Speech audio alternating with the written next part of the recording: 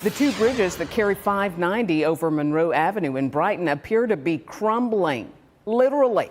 A number of people who travel over or under them every day have reached out to News 10 NBC investigative reporter Jennifer Lewke, wondering whether they are still safe. You can see the condition they're in right now.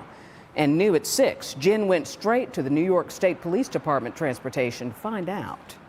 We have been reporting on the condition of these bridges for years now. Anyone driving by can see they are in really rough shape. Concrete has been falling from above, from the sides. Rebar is out and exposed. In the past, DOT has told me it's mostly just cosmetic situations, nothing structural. But now I'm getting a different answer. We first started reporting on the worries of drivers, bikers, and walkers back in 2018. Sounds dangerous. I certainly don't want to fall on my car having to swerve around it and get in an accident. I'd rather just have them fixed as quickly as possible, and I'd rather have no concrete falling than any. All these years later, the bridges, built in 1966, look worse than ever. I did some digging and found both have been given a structural status of poor, according to the state inspection records. A spokesman for the DOT tells me that instead of every 2 years, which is required by law, the bridges carrying Interstate 590 over Monroe Avenue are inspected annually.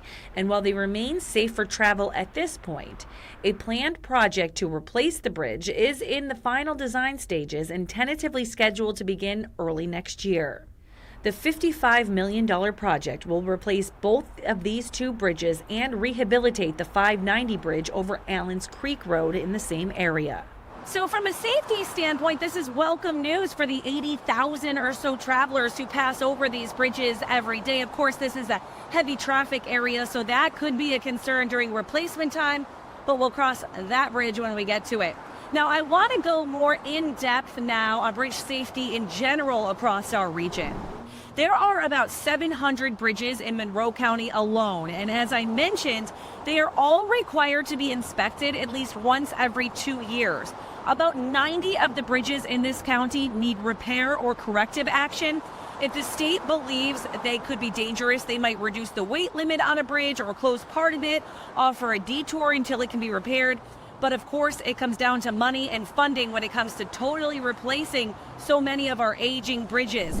If you want to see the inspection records for the bridges that you travel over or under every day, we can link you to that information at WHEC.com.